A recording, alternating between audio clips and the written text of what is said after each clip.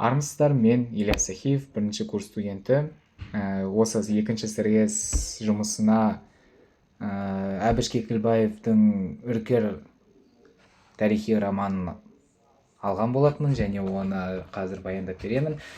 Оны баяндамастан бұрын алдымен сол Үркер романының композициялық талдауына және оның қандай бөлімдерден, қандай тараудан тұратынына, оның қысқаша мазмұнына тоқтала кетсек деп атап өткім келеді. Негізінен Үркер романы төрт бөлімнен тұрады. Олар дейтін тығырық, елшілік, арбасу және айқас. Тығырық бөлімінен бастайтын болсақ, бұл әрине бірінші бөлім. Бұл бізде экспозиция мен байланыс қызметін атқаратын бөлім. Бұл бөлімде әрине Тәуке ханның тұсында енді қазақ хандығы қой үстіне бозторғай жұмыртқалаған заман орнаған болатын, және сол заман жоқ болды, себебі сол Тәуке ханның қайтыс болуына байланысты. Осыдан әрине жоңғар шапқыншылығы орын алады. Сол жоңғар шапқыншылығы қазақ ауылдарына, әсіресе сол жем ауыл, батыс өңіріндегі жем ауылдарына өте жойқын соққы берді. Бұл бөлімде қазақ халқының сол ауыр жағдайы, ішкі алауыздықтар мен сыртқы қауіптер суреттеледі.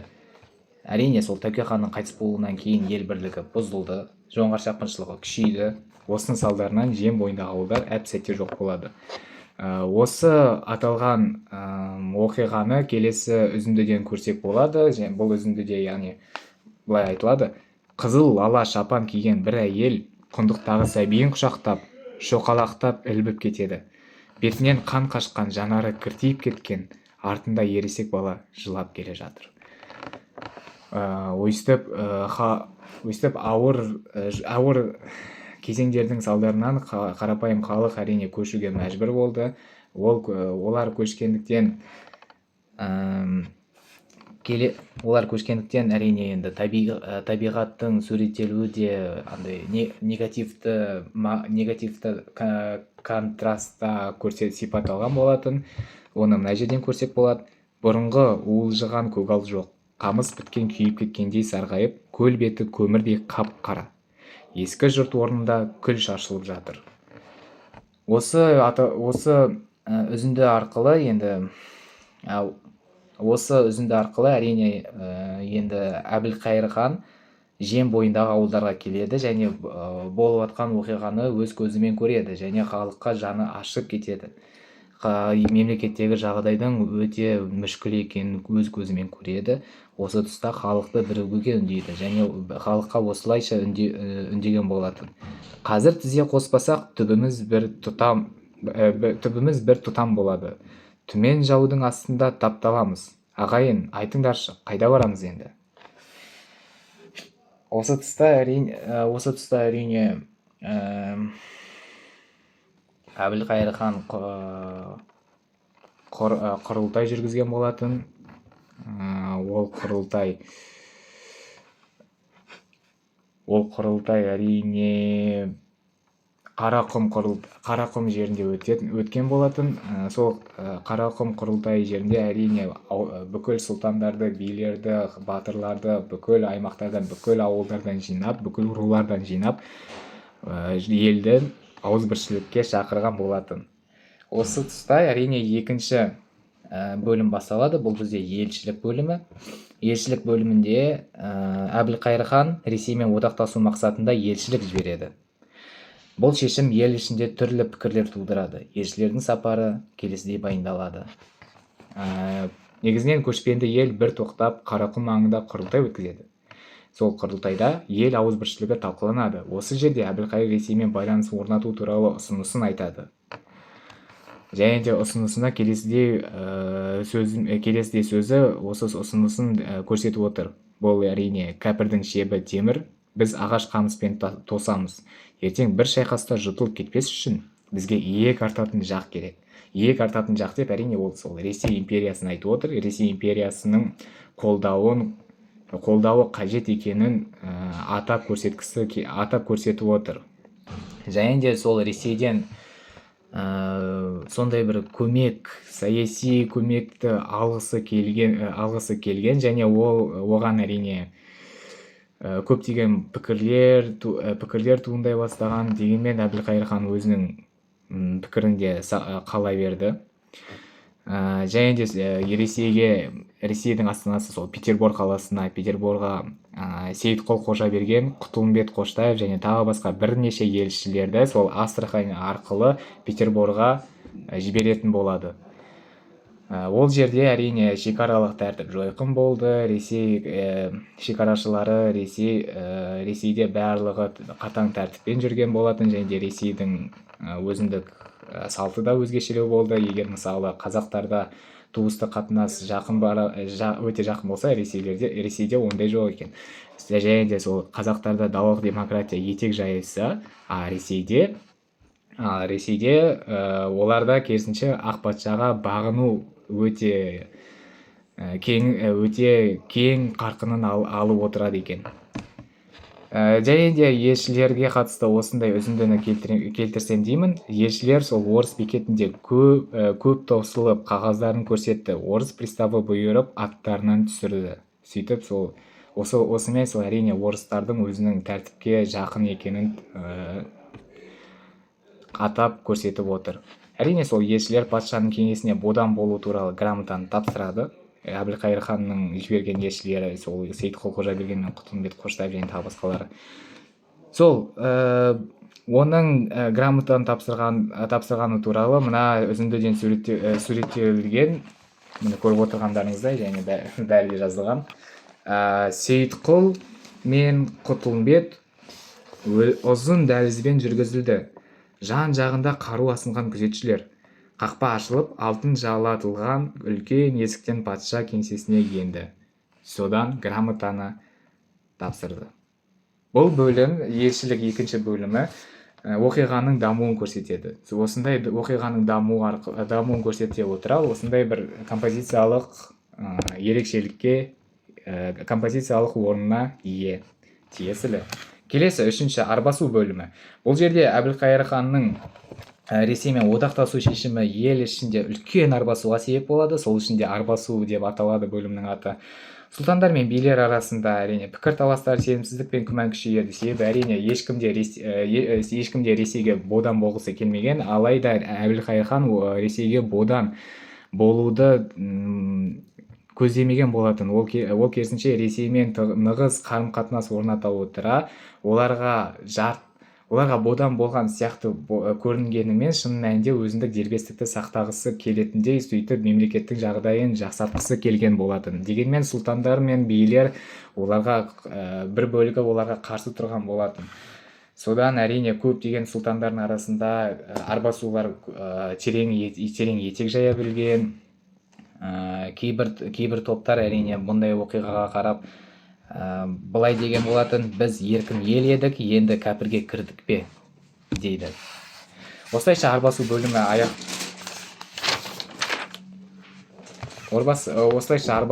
аяқталады. Бұның композициялық маңызы әрине бұл бөлім шиеленісті күшейтеді. Сөйтіп сол шарықтау шегіне жақындатып отыр. Және де сол шарықтау шегі мен шешімін соңғы 4-ші айқас бөлімінен көруге болады. Бұл бөлімде қазақ халқының жоңғар шапқыншылығына қарсы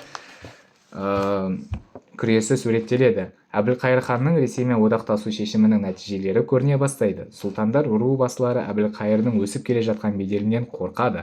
Оның артына ергендер көп болған сайын ішкі қарсыластары да үдей түседі. Оны улап өлтіру, тақтан тайдыру сияқты арам жоспарлар жасалады. Әбілқайырдың төңірегіндегі адал адамдар азаяды. Әрине осындай Әбілқайырдың шешімі әрине бүкіл халықтың, бүкіл ұлттың тағдырына қарама қайшы келетін сияқты көрінетін болғандықтан, оған барлығы да жақын бола бермейді. Ондай шешіміне қарап, оның жақындағылары әрине одан бас тарта түседі, тіпті оны тақтан тайдыруға да тырысқан болатын. Сөйтіп Әбілқайыр өзінің айналасындағы жақын серіктестерінен жайлап айырыла бастайтын болады. Дегенмен осы тұста мынандай бөлікті атап өткім келеді. Кешке қарай шымылық ішінде жалғыз қалды Әбілқайыр хан. Түнде тек үркер жұлдызына қарап, әлсіз ғана тіл қатты.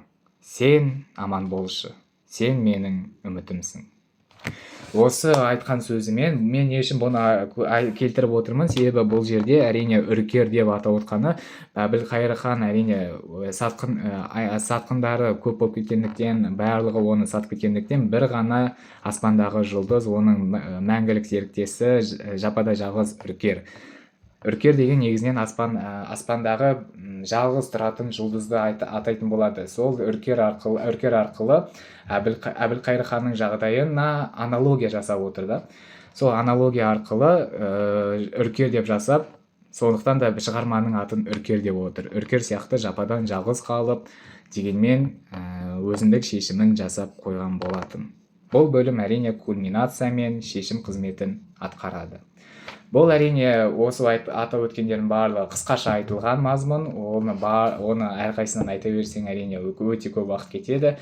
Енді мазмұнынан кейін олардың несіне келесі сұрақтарға жауап бергім келіп отыр. Әбіш Кекілбаев сол үркер романы 1981 жылы жазылған. Келесі бізге мынандай сұрақтар кездескен екен. Бірінші сұрақ. Көркем шығарма қандай тарихи кезең мен оқиғаларға арналған? Сол мазмұнына қарап, енді біліп отқандарыңыздай, бұл әрине үркер романы 18 ғасырдың алғашқы ширегіндегі қазақ даласындағы Әбілқайыр ханның дәуірін бейнелейді. Осының барлығы жазылған, мен өзім жаздым конспектім. Әбілқайыр ханның дәуірін бейнелейді. Бұл ақ патша мен орыс шебінің саясатына бет бұра бастаған, бір жағынан жоңғар қаупінен құтылудың қамын ойлаған, екінші жағынан қазақ хандығының тәуелсіздігі мен болашағы таразыға түскен заман болатын. Таразыға түскен сол амал жоқтан Ресейге осындай саяси әрекеттер жасауға мәжбүр болып отырды. Оған мәжбүр болған әрине айналасындағы көршілері, әсіресе сол жоңғар шапқыншылығы қазақ хандығының жағдайын біршама біраз күйреткен болатын. Осының салдарынан әрине Әбілқайыр хан барынша әрекеттер жасауға тырысқан болатын. Сол кітапта 1723 жылғы елді есеңгіреткен Ақтабан шұбырынды трагедиясы, қазақ елінің кәпір жұрты Ресеймен және басқа да іргелес елдермен ара қатынасы, шынайы тарихи тұлғалардың сол мысал ретінде сол Әбілқайыр хан, Бөкенбай батыр, тағы басқаларының әрекеті арқылы кеңінен суреттелген болатын. Яғни сол тарихи құр құжаттармен ғана емес, құр фактілермен ғана емес, онымен қоса әрбір кейіпкерлердің өзінің ішкі жан сезімдері, белгілі бір оқиғаларға туралы не ойлағандары туралы барлығы да суреттеп көрсетіледі. Сол бағана айтқандай, үркер жұлдызына қарап сен аман болшы деп айтқан сөзі сол Әбілқайыр ханның сол кездегі жағдайын өз өміріне деген, қоғамға деген көзқарасын көрсеткен болатын. Яғни сол үркер жұлдызы сияқты жападан жалғыз қалған. Сондықтан да осы романның атауы үркер болған. Тағы да қайталап айтқым келеді әрине. Келесі сұрақ. Шығарманың негізгі идеясы неде? Автор қандай мәселе мен сұрақтарды көтереді? Бұл орынды сұрақ. Осы айтылған мазмұн мен айтылған тарихи кезеңді ескере отыра, Әбіш Кекілбаевтың үркер романында көтерілген басты идеясы ел тағдырын таразыға тартқан тарихи таңдаудың салмағы, қазақ халқының егемендік пен елдіктен айырылып қалу қаупі алдында тұрған кезеңдегі ішкі һәм сыртқы күресінде жатыр. Жазушы осы бір алмағайып заманындағы хан мен қара, би мен батыр, бай мен бұқара арасындағы парықсыздықтың елді қалай әсер еткенін, ал бірліктің жоқтығы қауқары жоқ халге жеткізгенін суреттейді. Әрине сол ішкі алауыздық не үшін пайда болады? Ішкі алауыздық сол ішкі алауыздық бірліктің жоқтығынан пайда болады. Сол бірліктің жоқтығы белгілі бір ортақ күштің, ортақ тәртіптің жоқ болуынан пайда болады. Осыған байланысты автор келесі сұрақтарды көтергісі келіп отыр. Соның бірі сол автор бодандық пен бостандық арасындағы тәуелсіздік пен тірі қалу жолындағы таңдау мәселесін тереңнен қозғайды. Әбілқайыр сынды тұлғалар тарихи шешімдердің иесі ретінде көрініп, ұшпа жардың жиегінде тұрған жұрттың кебін киюге шақ қалған мүшкіл халін аңғартады. Бұл таңдау ханның ғана емес, бүкіл халықтың тағдырына әсер еткен шешім. Елдің әр қиырында күн батыс бетін тастаққа тіреп, жау жағадан алғанда жөңіле қашқан елдің жай-күйі буырыл тұғырдай бекінудің орнына пысқырынып, бір-біріне жалтақтап қалған сұлтандар мен билердің күйі ашына бейнеленеді. Әрине, бір өте маңызды оқиғадан көптеген ашын пысқырыну, сатқындық, байлар сұлтандардың күйінің ашына бейнеленуі етек жаяды, үлкен көрінісін табады. Және де сол банағы сұрақ, осы мәселе төңірегіндегі сұрақ, романдағы ең өзекті сұрақтардың бірі, әрине, тарихи сәтте бірлікке келе алмаған жұрттың түбі не болмақ? Автор бұған тіке жауап бермейді, бірақ батпан құйрық абыройынан айырылып, лайқатты елдің күйреуге бет алғанын көрсетіп, оқырманды ойға қалдырады. Әрине, осы бірлік болмаған жерде халық толығымен ыдырап кететін еді. Егер сол Әбілқайыр ханның ешқандай да шешім шығармайтын болса, онда мүмкін сол ішкі алауыздық одан сайын артып кетіп, мүмкін сол қазақ хандығы әлі күнге шейін соғыса беріп, тіпті мүмкін Ресеймен де, мүмкін жоңғарлардың шапқыншылығы одан бетер күшейіп кетер ме еді. Негіз жоңғарлардың қазақтарға деген жасаған зияны, қастандығы, қаныпезерліктері барлығы да тек одан сайын күшейе түсетін еді. Ал егер сол Ресей империясымен елшілік қарым-қатынас орнатпай, протекция жасамай,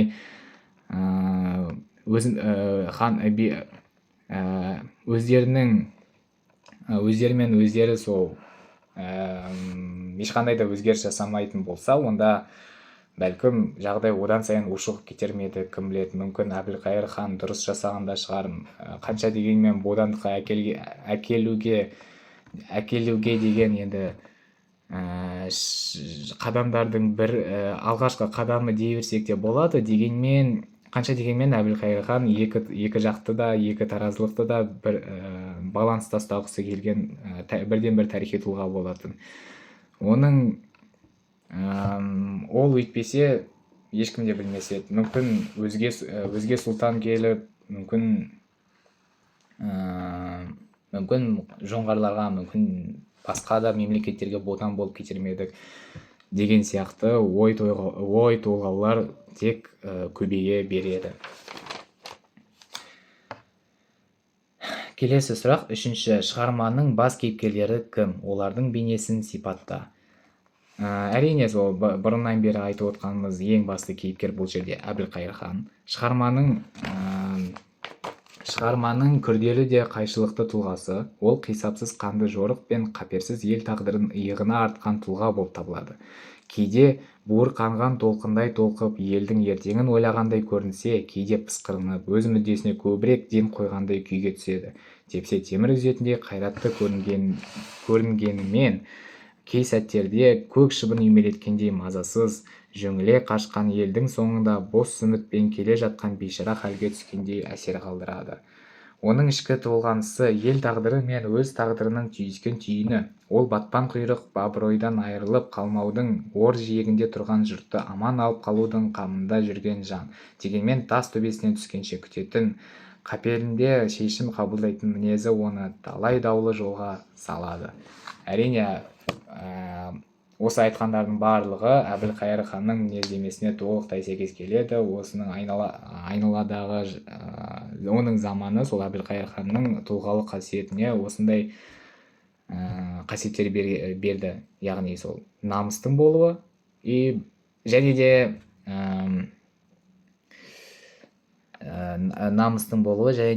халыққа деген жанашырлығы, егемендік үшін, мемлекеті үшін деген жанашырлығы. Онымен бірге Әбілқайыр ханмен бірге Бөкенбай батыр да ерекше сипат алады. Ол бізде елдің қаһарлы қорғаны, ол жалаулы найзасын желбіреткен жауынгер рухтың иесі.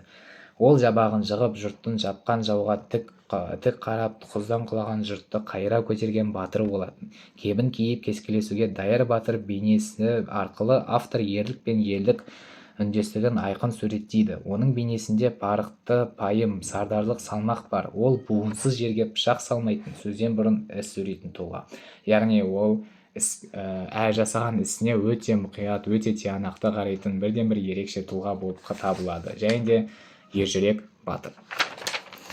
Онымен қоса Есенаман би мен Сасық билер, олар енді сөздің би болғандықтан сөзге шебер билер, әрине сөздің салмағын, пәтуаның парқын білетін, ел арасындағы көнетоз парасаттың иелері. Бірақ бірі құлақ асар кісілікпен көзге түсетін болса, екіншісі пәтуасыз, өз пайдасынан өзге ештеңе ойламайтын парықсыз кейіпте көрінеді. Бұл образдар арқылы автор ақылман мен алаяқтың айырмасын, билік пен байлық үшін басын бұққан би болыстардың кереғарлығын көрсетеді. Әрине сол Тәуке ханның тұсында билердің беделі артқан болғандықтан кейбір билер парықсыз кейіпте көрінетін болды, алайда кейбір билер сол адал жолмен жүрген болатын. Сол адал жолмен жүрген бидің бірден бірі Есенаман би. Парақорлыққа кіріп кеткен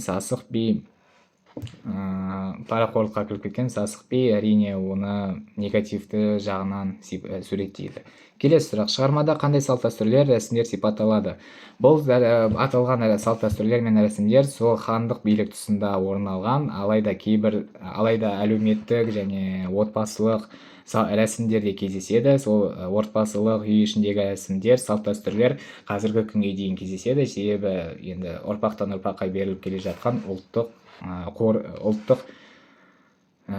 нышанымыз болып табылады. Ал сол хандық биліктен заманда қалып қойғанына мысал келтірсек, әрине хан сайлау, ұлы жиындары, пәтуа кесу дәстүрі, хан ақ матаға орап ханды көтеріп хан сайлаған болатын хандық биліктің тұсында. Шығармада ел ішіндегі маңызды шешімдер билік кеңесі арқылы жүзеге асады. Билік кеңестің де орын алуы Тәуке ханның тұсында сол билік кеңес жоғарғы деңгейге, тіпті сұлтандардың беделіне де асып кеткен болатын. Келесі дәстүр бата беру мен сөз қылғыстыру. Бұл әрине аты айтып тұрғандай бата беру, жол ашу, батырларға жол ашу, тек қана жақсы жағынан тілеп жүретін мағыналы, өте маңызды салмағы бар сөздер, өсиет деп айтсақ та болады, ақсақалдардың беретін өсиеті десек те болады. Ол әрине қазіргі кезде де әрбір жерде кездесіп жатады, оны әрбір жерде байқап жүреміз, бата беруді. Және де онымен қоса сол қонақжайлылық пен сыпайылық әдебін атап кетуге болады. Әрине сол ең алғашқы эпизодта башқұрт жұртынан келген Итжемес кейіпкері туралы, Итжемес атты кедейдің сол Әбілқайыр ханның алдына барғаны және Әбілқайыр ханның қонақжайлылығына тәнті болғаны айтуға болады. Ол Әбілқайыр ханның дастарханынан білгеннен кейін жеп отқан сүйегіне қақалып қала жаздаған болатын сол Итжемес.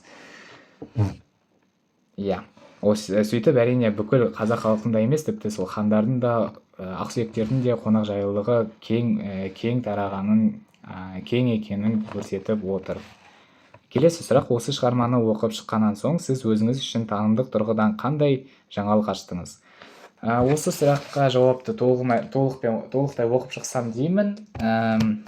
Берілген романды оқып шыққан соң өзім үшін танымдық тұрғыдан ең үлкен жаңалық 18 ғасырдағы қазақ қоғамының ішкі қайшылықтары мен сыртқы қысымдар арасында қалай өмір сүргені, ел тағдыры таразыға түскен шақта қандай күрделі таңдау алдында тұрғаны болды. Бұрын сол кезеңді көбіне жоңғар шапқыншылығы мен Ақтабан шұбырындының зұлматы арқылы ғана елестетсем, бұл шығарма сол тарихи кезеңнің адамдық, саяси, рухани тереңдігін ашып берді.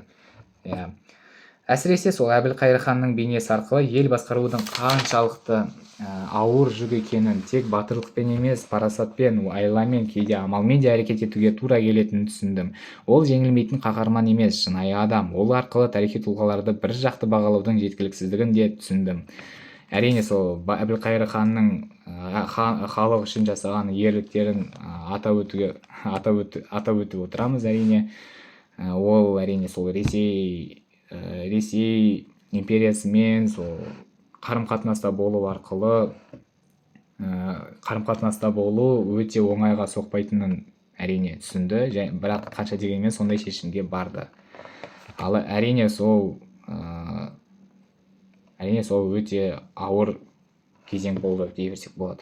Тағы бір танымдық жаңалық қазақ билік құрылымының хандық жүйенің ішкі жұмысы, билер кеңесінің, рулық мүдде мен елдік мүдденің арасындағы күрес. Кітапта көрінетін салт-дәстүрлер, дипломатиялық қарым-қатынастар, ел ішінде жүрген беделді адамдардың сөзі мен ісі, мұның бәрі мен үшін ұлттық тарихи сананысын терең түсінуге жол ашты. Әрине. Алтыншы сұрақ, өзіңізге ұнаған сюжеттерден 2-3 үзіндіні мәнерлеп оқып беріңіз. 2 үзіндіні оқып берсем деймін. Жоңғарлардың қатал тәртібі мен қазақтардың еркін болмысы арасындағы айырмашылық туралы үзінді. Ол өзіме ұнады, себебі әрине жоңғарлардың қаншалықты тәртіпті екен, ал қазақтардың тәртіпке қатты жақын емес екенін көрсете білді. Сол үзінді. Жоңғар бір кезде күллі дүниені қалтыратқан жойқын сөз қазір қазақтың ғана жүйкесінде ойнар жұлынқұрт сөзге айналды. Оны естігенде қазақтың қорқақ жағы қалтырап, қайсар жағы қалшылдап қоя беретінді шығарды. Қазақ болғалы қақ маңдайынан түйілген жұдырық боп тұрып алып адымын ашқызбай келе жатқан да сол. Бір-бірінің қалт еткенін қағыс жібермей аңдысулы. Жоңғардың қазақ білмейтін, қазақтың жоңғар білмейтін сыры да шамалы. Бұл бірінші үзінді. Екінші үзінді сол елшілік туралы, қазақ хандығының Ресеймен елшілік қатынастар орнатуға ұмтылысы туралы үзінді. Бұл жерде әрине елшіліктердің Ресей империясының барған нақты әрине әрі жойқын қадамы. Бұл жерде қазақ хандықтарының Ресей империясына деген көзқарасы, бұған байланысты бұл мемлекетпен жақындасуға, мүмкін болса тіпті одақ жасауға бағытталған ниеттері мен әрекеттері әр жақты әңгімеленген. Бұл да әлбетте әбден орынды. Екі ел арасындағы елшілік қатынастарды көрсету арқылы баяндалған. Әрине сол үзінділерді осы толықтай жазылған, көріп тұрғандарыңыздай. Келесі сұрақ. Кітап оқу кезінде қандай көңілде сезімде болдыңыз?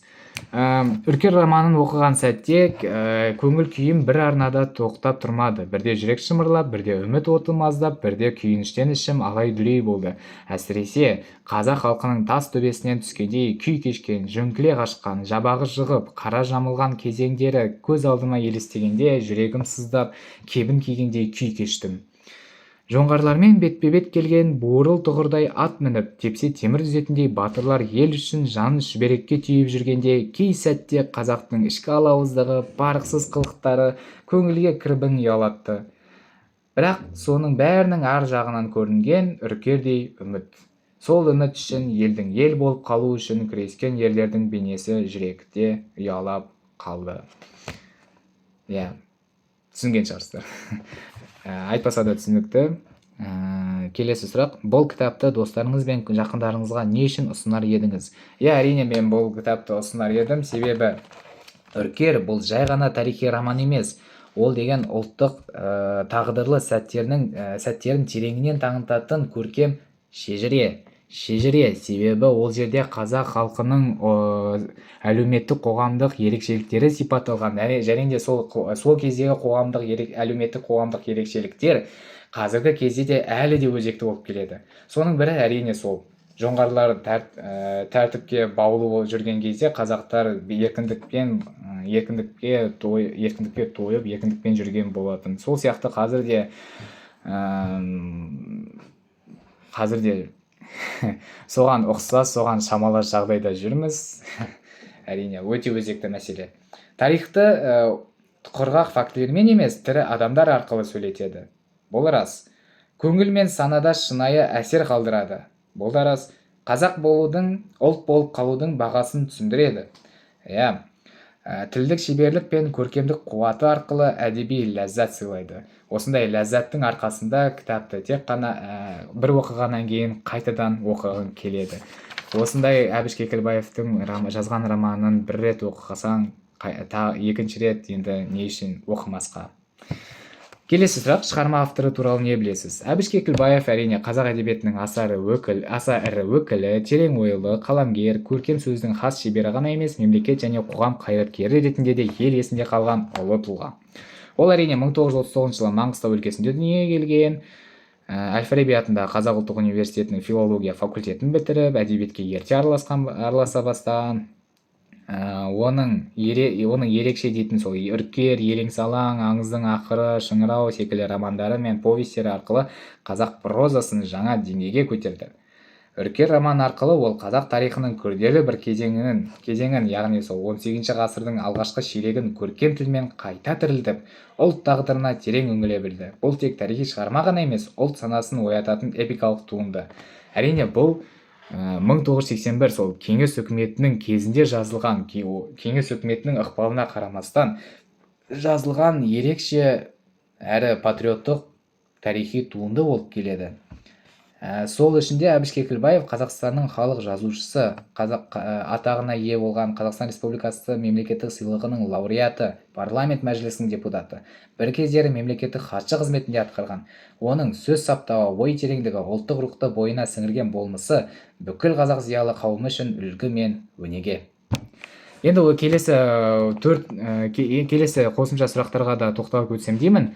Бірінші сұрақ, 1920-60 жылдардағы қазақ әдебиеті, жалпы әдебиет туралы және социалистік реализм туралы. Социалистік реализм деген тез тоқталып кетсем деймін, себебі бұл тек қосымша сұрақ болғасын, енді жауаптарды да тез айтқан дұрыс деп жөн көрдім. Социалистік реализм кеңестік идеологияға қызмет ететін, пролетариат мүддесін жырлайтын, коммунизмнің жеңісін мадақтайтын әдеби бағыт. Бұл ағымда жазылған шығармаларда міндетті түрде жұмысшы табы мен ауыл еңбеккерлері басты кейіпкерлер болады.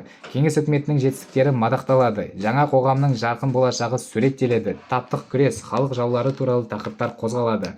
1920-30 жылдар арасы Сталин кезінде бұрынғы алашшыл ақын жазушылар біртіндеп қуғындалып, олардың орнына партияға адал қаламгерлер өсіп шыққан, сол коммунистік партияға адал. 1940-60 жылдары енді Ұлы Отан соғысы және соғыстан кейінгі қалпына келу дәуірі әдебиетке негізгі арқау болды. Соғыс тақырыбы, отанға деген махаббат, халықтың бірлігі жырланды. Сол 1960 жылдарға қарай әдебиетте социалистік реализммен сәл-пәл алыстап, қысым азайып, сәл-пәл азайып, тарихи тақырыптарға бетбұрыс байқалды. Жазушылар қоғам мен адамның терең ішкі әлемін зерттеуге, ұлттық тарихқа үңілуге бет алды. Осы тұста әрине Үркер 1981 жылы жазылған, кеңес дәуірінде жазылса да социалистік пафоспен емес, нағыз тарихи тереңдікпен, көркемдік шеберлікпен жазылған болатын. Роман 18 ғасырдағы қазақ қоғамының ішкі сыртқы саяси ахуалын, Әбілқайыр ханның күрделі тағдырын, елдің бірлігі мен бөлінісін көрсете отырып, ұлттық сананы оятады. Келесі сұрақ. 1960-1990 жылдар арасындағы қазақ жазушылары мен ақындардың шығармашылығы. Бұл дәуірде алдыңғы дәуірмен сәйкес, яғни 1940 пен 60 жылдармен сәйкес, бірақ 60 пен 90 жылдар арасында социалистік реализм әлі де басым бағыт болды. Бірақ жазушылар қоғамның көлеңкелі жақтарын ашық сурете бастады. Психологиялық тереңдік, философиялық мазмұн, ұлттық рух айқын көріне бастады. Тарихи тақырыпқа қайта бетбұрыс байқалды. Бұл кеңестік жүйенің қатаң бақылауынан сәл-пәл босаңсыған сәттерге сай келді. Әрине соның ішінде Әбіш Кекілбаевтың Үркер романы 1981 жылғы осы дәуірдегі әдеби жаңғырудың биік үлгісі. Кеңестік цензура шеңберінде отырып-ақ жазушы ұлттық рух пен тарихи жадыны оятатын терең туындыны жасай білді. Міне көріп тұрғандарыңыздай, өзім жасаған конспект. Келесі сұрақ, тарихи сананы қалыптастыруда тарихи тақырыптағы көркем шығарманың рөлі мен маңызы. Бұл бізде ұлттық жадыны жаңғыртады, тұлғаларды жаңаша тануға мүмкіндік береді, рухани патриоттық тәрбие береді, қоғамдық сана мен қазіргі болмысқа ой салады. Әрқайсына тоқтала кетсек, әрине ұлттық жадыны жаңғыртады, себебі сол Әбіш Кекілбаевтың Үркер романында 18 ғасырдағы қазақ халқының жоңғар шапқыншылығы кезіндегі ауыр хал ахуалы, Әбілқайыр ханның күрделі тағдыры, ел ішіндегі алауыздық пен сыртқы саясаттағы шешімдер көркем түрде суреттеледі. Бұл оқырманға сол заманның тынысын сездіріп, ұлттық бірлік пен ел тағдыры туралы ойға жетелейді. Ал тұлғаларды жаңаша тануға мүмкіндік береді. Әрине сол мысал ретінде Абай жолындағы Абай Абай, қан мен тердегі Еламан, сол Үркердегі Әбілқайыр, осылар нақты тарихи кезеңнің кейіпкерлері ғана емес, заман рухын көтерген тұлғалар болатын, яғни заманға өзіндік үлесін қосқан тұлғалар. Рухани патриоттық тәрбие береді. Әрине тарихи шығармалар арқылы ұрпақ бабалар ерлігін біледі, құрметтейді, елін жерін сүйеді. Бұл ұлттық патриотизмді қалыптастырудың басты жолдарының бірі. Қоғамдық сана мен қазіргі болмысқа ой салу. Әрине көп тарихи шығармалар өткенді айтып отырып бүгінгі күнге сабақ береді, себебі тарих тек өткеннің емес, қазіргі күннің де айнасы. Мысалы, сол тарихи алауыздық пен билік үшін тартыс, сыртқы күшке сенім артудың салдары Үркерде де бар, бүгінгі күнмен де үндес. Яғни қазіргі кезде де осындай мәселелер, осындай өзекті мәселелер әлі күнге дейін кездеседі. Қаншама жылдар өтсе де, қаншама ғасыр өтсе де мәселе қала береді, себебі тарих әрқашанда циклды өтеді. Келесі сұрақ: Қазақстанның халық жазушылары бұл елдің әдеби шежіресін жасаған, сөзімен ұлтқа қызмет еткен тұлғалар. Олардың еңбегі сол тарих, тәрбие, руханият мектебі. Бұл атақ тек қана бұл өте ерекше жазушыларға табысталады. Нақтырақ айтқанда, сол қазақ әдебиетін дамытудағы үлкен шығармашылық жетістігі үшін, халықтық рухты, ұлттық болмысты көркем тілмен жеткізгені үшін, елдің рухани өсуіне, әдебиет арқылы тәрбие беру ісіне қосқан үлесі үшін беріледі. Сондықтан да бұл қатарға Мұхтар Әуезов Абай жолы эпопеясымен кіреді, Шерхан Мұртаза кіреді, Қызыл жебе роман эпопеясымен, Әбіш Кекілбаев та кіреді, Үркер, Елең алаң романдарымен бірге. Осылайша талдау аяқталды. Тыңдағандарыңызға рахмет. Үркер шығармасы өте ерекше, тарихи ерекшеліктерге толы, және де сол Әбіш Кекілбаевтың бірден бір ерекше еңбегі екеніне көзіміз жетті.